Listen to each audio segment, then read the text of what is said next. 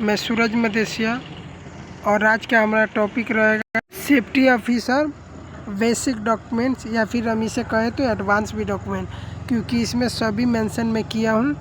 Safety officer क्या क्या document आना चाहिए और क्या क्या उसको प्रिपेयर करना आना चाहिए।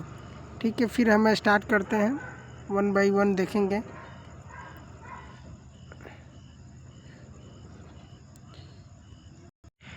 देखिए, फर्स्ट इसमें हमारा दिया है सेफ्टी पॉलिसी। ये सेफ्टी पॉलिसी क्या होता है? एक रिटन और लीगल डॉक्यूमेंट होता है जो कंपनी का, जिस कंपनी में हम लोग काम करते हैं उस कंपनी का ओनर यानी एमडी इसको बनाता है। इसमें क्या मेंशन रहता है कि हमारे पास जो भी वर्कर्स या फिर कोई स्टाफ आता है उसका हेल्थ एंड सेफ्टी का रिस्पॉन्सिबिलिटी हमारा होता है। इसका मतलब ये होता है सेफ्टी पॉलिसी। दूसरा दिया है EHS प्लान या फिर सेफ्टी प्लान। इसका मतलब क्या है? एक हमारा HSC प्लान होता है, सेफ्टी प्लान, जिसमें ये मेंशन किया रहता है किसी भी प्रोजेक्ट में जब वो कंपनी कॉन्ट्रैक्टर काम करने जाता है कि वो अपना जो काम लिया रहता है कंपनी से वो कैसे करेगा, स्टेप बाय स्टेप, उसमें क्या क्या वर्कर्स के लिए प्रोवाइड करेगा, जैसे welfare facility, PP, safe working condition, safe access and egress, उसके बाद से good housekeeping, safety culture, ये सभी क्या उसमें मेंशन रहता है, कैसे कैसे प्रोवाइड करेगा और कैसे काम करना है। ये क्या करता है, एक सेफ्टी ऑफिसर या फिर GM जो रहता है, जिसको सेफ्टी नॉलेज, सेफ्टी डॉक्यूमेंट के बारे में पता रहता है, वो क्या करता है, इसको बनाता है। इसको बनाने के बाद जो क्लाइंट वाला रहता है, सेफ्टी वाला, सेफ्टी मैनेजर, वो क्या करता है, इसको अप्रूव करता है, रिव्यू करता है, उसके बाद ही काम को स्टार्ट करते हैं। थर्ड नंबर में डॉक्यूमेंट हमारा आता है हीरा, hazard identification and risk assessment. ये हमारा सेफ्टी का डायमंड है। हीरा मतलब hazard identification and risk assessment. इसके बिना कोई भी काम हम लोग स्टार्ट नहीं करता। जब भी कोई भी काम स्टार्ट होता है तो हमें हजार्ड को आइडेंटिफाई करते हैं एक्टिविटी से, और रिस्क को एनालाइज करके असेसमेंट करते हैं। इसको हम लोग क्या बोलते हैं, हीरा। फोर्थ नंबर में हमारा आता है रिस्क असेसमेंट। सेम हीरा जैसा रहता है रिस्क असेसमेंट भी, लेकिन इसमें थोड़ा अलग रहता है, थोड़ा फॉर्मेट। मैं इस वीडियो के बाद एक एक करके ये वाला भी वीडियो सबको टोटल में लाएगा। उसके बाद से देखिए, उसके बाद से हमारा आता है जॉब सेफ्टी एनालिसिस, GSA यानी जॉब सेफ्टी एनालिसिस। इसे GHA भी बोलते हैं, जॉब एनालिसिस। ये क्या करते हैं, रिस्क असेसमेंट से डिफरेंट रहता है, क्योंकि इसमें कब हम इसको बनाते हैं, जब कोई सा भी काम छोटा बड़ा, जब प्रोजेक्ट स्टार्ट होने के बाद हम कोई सा भी काम स्टार्ट करते हैं तो हमें जैसे बनाना पड़ता है। ये भी सेम जॉब को जो स्टेप बाय स्टेप ब्रेक करता है और उसमें क्या हजार्ड रहता है उसको एनालाइज करता है, कंट्रोल मेजर डिफाइन करता है। 6 नंबर में हमारा आता है SSR है, साइट सेफ्टी रिस्क असेसमेंट। ये भी सेम है, साइट के अकॉर्डिंग हमें एक स्पेसिफिक रिस्क असेसमेंट बनाना होता है। सेम जो ऊपर रिस्क असेसमेंट बताया वैसा सेम है। 7 नंबर में हमारा आता है STA यानी सेफ्टी टास्क असाइनमेंट, एनालिसिस या फिर असाइनमेंट भी बोल सकते हैं। जो सेफ्टी का काम हमारा होता है, कोई सा भी हम लोग जो करने जाता है उसमें एक डॉक्यूमेंट बनाते हैं STA, उसी को हम लोग सेफ्टी टास्क एनालिसिस बोलते हैं। उस काम में क्या क्या हमें पता हजार्ड रहता है उसको पता करना होता है। 8 नंबर में हमारा होता है वेस्ट मैनेजमेंट प्लान। ये भी बहुत ज़रूरी है हर साइट पे बनाना। ये भी safety officer plus site engineer मिलकर बनाता है। 9 नंबर में हमारा आता है emergency response plan. This is a very important document for safety officer and safety professional. ये क्या है, इमरजेंसी रिस्पॉन्स प्लान, इसको शॉर्टकट में ERP भी बोलते हैं। ये बहुत भी ज़रूरी डॉक्यूमेंट होता है जो हमें क्या साइट पे बनाना पड़ता है, ताकि कोई भी इमरजेंसी होता है उस स्थिति में हमें क्या रिस्पॉन्स देना है, ये इसमें मेंशन किया जाता है। 10 नंबर में हमारा आता है इमरजेंसी रिस्पॉन्स टीम। सेम हमें क्या, कोई भी इमरजेंसी होता है, लाइक कुछ फायर हो गया, अगर उसमें कोई आदमी फंस गया तो उसको कौन बचाएगा, एक टीम बनाते हैं, इमरजेंसी रिस्पॉन्स टीम। कुछ भी इमरजेंसी होता है, जो आदमी फंसा रहता है उसको कैसे उधर से बाहर निकालेंगे, 11 नंबर में इमरजेंसी इवैक्यूएशन प्लान, ये भी एक इमरजेंसी रिस्पॉन्स प्लान जैसा रहता है, थोड़ा सा डिफरेंट है। मैं सभी ये डॉक्यूमेंट पे एक एक करके मैं इजी एक एक करके वीडियो लाएगा, इस डॉक्यूमेंट को कैसे प्रिपेयर करते हैं। अगर आपको ये डॉक्यूमेंट चाहिए, फॉर्मेट चाहिए एज पर सेफ्टी स्टैंडर्ड, तो कमेंट करें, मैं सभी पे एक एक करके वीडियो लाएगा। 12 नंबर में हमारा आता है इमरजेंसी एक्शन प्लान। सेम ऐसा ये भी है, और कुछ भी इमरजेंसी आता है तो उसमें कैसे एक्शन, क्या एक्शन हम ले सकता है होने से पहले और होने के बाद भी, ये एक प्लान बनाता है। इसको हम इमरजेंसी एक्शन प्लान भी बोलते हैं। शॉर्टकट में हम इसको ESP भी बोलते हैं, इमरजेंसी एक्शन प्लान। 13 नंबर में आता है WCP, वर्कमैन कंपनसेशन पॉलिसी, या फिर WC पॉलिसी भी बोलते हैं।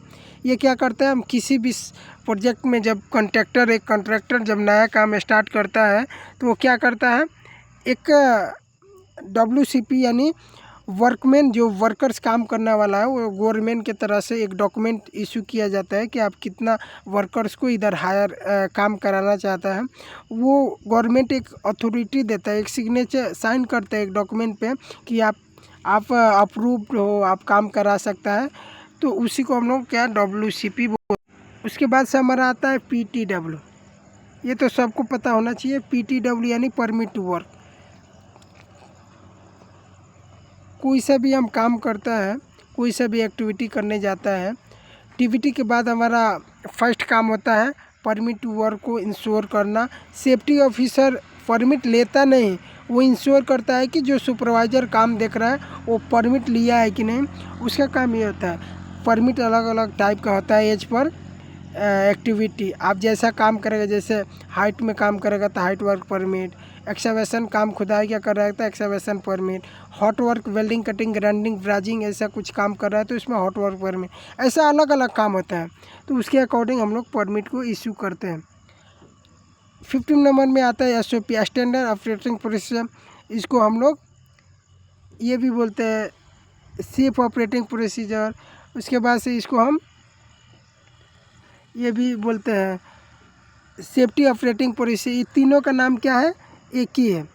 तीनों का मतलब एक ही है, नाम थोड़ा अलग अलग डिफरेंट है, लेकिन तीनों का मतलब एक ही है। ये क्या करता है, कोई भी काम को एक कैसे करना है उसका एक प्रोसीजर बनाता है या फिर बताता है।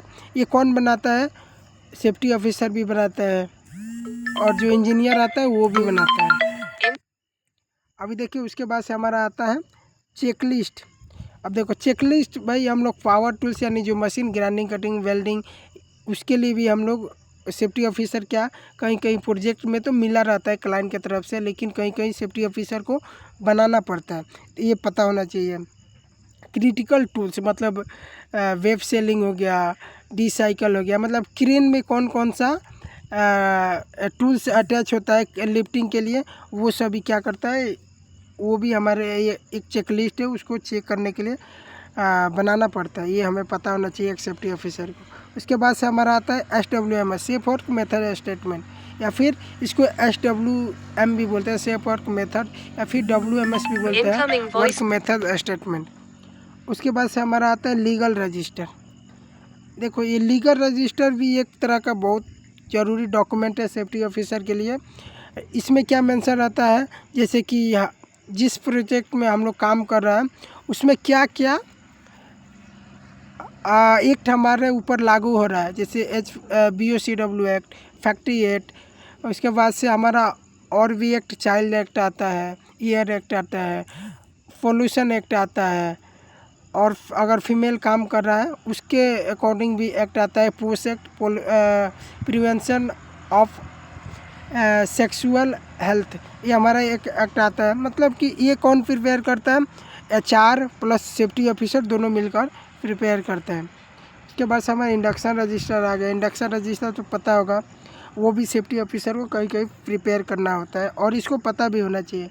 TBT report, tool box truck जो हम लोग करता है वो भी पता होना चाहिए, क्योंकि वो भी एक रिपोर्ट, एक डॉक्यूमेंट है, वो भी प्रिपेयर करना पता होना चाहिए।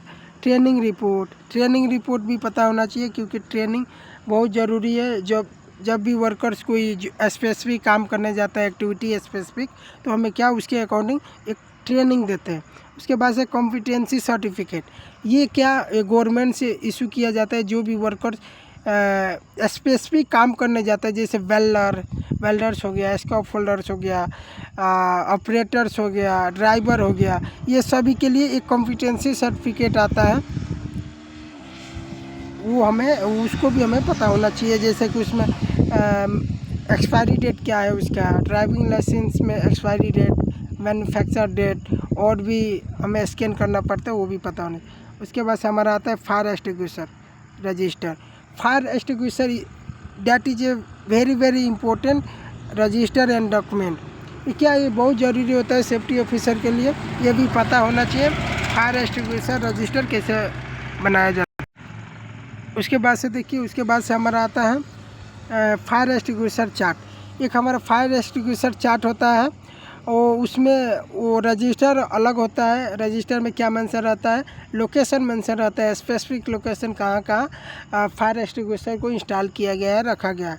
और फायर एक्सटिंग्विशर चार्ट में क्या, उसमें थोड़ा अलग रहता है। मैं एक एक करके इस पर वीडियो बनाएगा। अभी नेक्स्ट देखिए, एक्सीडेंट रिपोर्ट या फिर इंसिडेंट रिपोर्ट।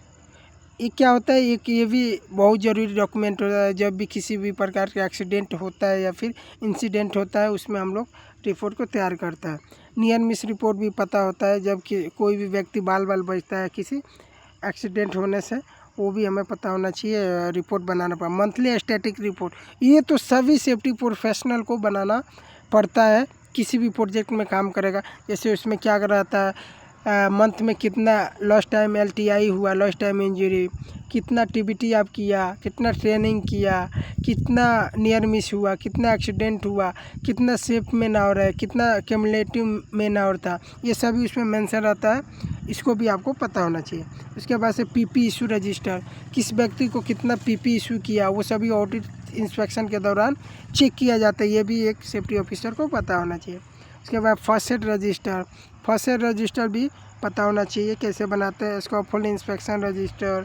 उसके बाद से हमारा lifting tools and tackle register and checklist. जो लिफ्टिंग टूल्स एंड टैकल रहता है, क्रेन से किया जाता है, लिफ्टिंग के लिए यूज किया जाता है, वो उसका चेकलिस्ट और रजिस्टर पता होना चाहिए। एक्सीडेंट इंसिडेंट रिपोर्ट में डबल कर दिया हूँ, लेकिन उसका मतलब एक ही है। नियर मिस इन्वेस्टिगेशन रिपोर्ट, ये क्या है, ये नहीं, वो एक्सीडेंट और नियर मिस इससे पहले जो बताया वो था, लेकिन ये वाला हमारा दिया है नियर मिस इन्वेस्टिगेशन रिपोर्ट।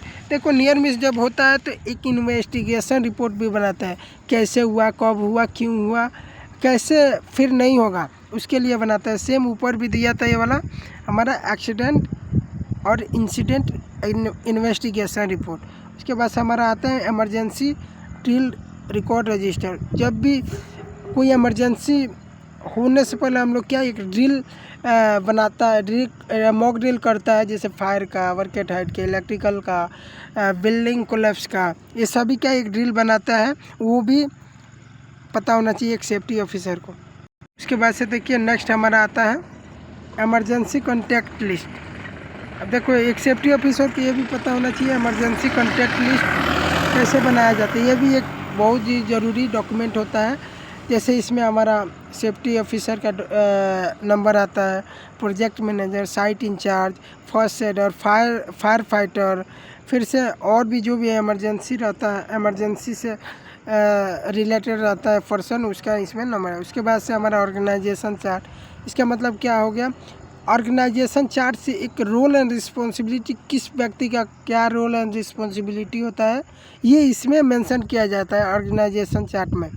जैसे कि फर्स्ट PM का क्या रोल है। उसके बाद से हमारा site engineer, safety officer, supervisor, मतलब कौन किसको रिपोर्ट करेगा, इसमें दर्शाया जाता है। नेक्स्ट हमारा आता है साइट सेफ्टी ऑब्जर्वेशन। देखो, एक सेफ्टी ऑब्जर्वेशन होता है, बनाया जाता है साइट पे, एक सेफ्टी वाला बनाता है, क्योंकि जो ऑब्जर्वेशन होता है उसे हम रिकॉर्ड करके उसको कैसे कंट्रोल कर सकते हैं, ताकि ये भी हमारे लिए बहुत ज़रूरी डॉक्यूमेंट होता है, ये भी पता होना चाहिए। उसके बाद से हमारा आता है मंथली ट्रेनिंग शेड्यूल कैलेंडर। अब देखिए, हम लोग ट्रेनिंग जो करता है, हर प्रोजेक्ट का अलग अलग ये है, रूल है, जैसे कि कोई मंथली करता है ट्रेनिंग, कोई वीकली करता है, कोई 3 डेज पे करता है, कोई डेली करता है, ऐसा ऐसा रूल है। तो उसके अकॉर्डिंग हम लोग क्या एक फॉर्मेट बनाते हैं, डेट, लोकेशन, ट्रेनिंग नेम, कौन कंडक्ट करेगा, उसके बाद रिमार्क्स डालते हैं, मंथ नेम डालते हैं। ये एक हम मंथली ट्रेनिंग शेड्यूल बनाते हैं। उसके बाद से हमारा टीबीटी कैलेंडर भी होता है। टीबीटी जो हम डेली करना है काम स्टार्ट होने से पहले, उसका एक कैलेंडर बनाते हैं फॉर्म में। उसके बाद से इंस्पेक्शन रजिस्टर एक बनाते हैं। Stock register, PP inspection register में गलती से लिख दिया हूँ प्लीज़, लेकिन इसका पीपी मतलब हुआ। उसके बाद से क्रेन इंस्पेक्शन चेकलिस्ट, ये भी हमें प्रिपेयर करना पड़ता है। क्रेन ऑपरेटर डॉक्यूमेंट क्या क्या हो सकता है देखिए, आप driving licence, safe driving permit, इसके बाद से मेडिकल सर्टिफिकेट, ये सभी क्या एक सेफ्टी ऑफिसर को जानना बहुत ज़रूरी होता है। इसमें क्या क्या मेंशन रहता है, इसका एक्सपायरी डेट क्या होता है, ताकि कोई भी ऑपरेटर या फिर कोई क्रेन आता है, गाड़ी आता है जो हमें चेक करना पड़ता है, तो ये हमें पता होना चाहिए डॉक्यूमेंट में, तभी तो हम चेक करेगा ना। नेक्स्ट डॉक्यूमेंट देखिए। उसके बाद से हमारा एक आता है SDP सेफ ड्राइविंग परमिट। ये भी हमारा जब क्रेन या फिर कोई व्हीकल एंट्री करता है प्रोजेक्ट में साइट पे, तो हमारा चेक करता है। वो भी एक गवर्नमेंट की तरफ से अप्रूव एक डॉक्यूमेंट होता है। उसके बाद TPI हो गया, मेडिकल सर्टिफिकेट हो गया, ये हमें चेक करना पड़ता है। आई सर्टिफिकेट हो गया। उसके बाद क्रेन डॉक्यूमेंट में देखिए रजिस्ट्रेशन सर्टिफिकेट हो गया, PUC हो गया, pollution under certificate, contractor safety meeting पता होना चाहिए। हम कॉन्ट्रैक्टर को एक मीटिंग करता है। Unsafe act unsafe condition register एक होता है, unsafe act unsafe condition register, ये हमें बनाना पड़ता है। कितना अनसेफ एक्ट हो गया, कितना अनसेफ कंडीशन, देखिए ये सभी क्या है, सेफ्टी ऑफिसर के एक डॉक्यूमेंट है, बहुत ज़रूरी डॉक्यूमेंट, जो बनाना पता भी होना चाहिए और साथ में बनाना आना भी चाहिए। अगर आपको इस सभी डॉक्यूमेंट का फॉर्मेट चाहिए एज पर सेफ्टी स्टैंडर्ड, प्रैक्टिकली और इजी, तो कमेंट करें और लाइक करें, सब्सक्राइब करें और शेयर भी करें हमारा वीडियो, ताकि जितना जल्दी हो सके आपको मैं सेफ्टी का नॉलेज प्रोवाइड करूँ। आप भी मेरे को चैनल को ग्रो करवाइए। Okay, thank you.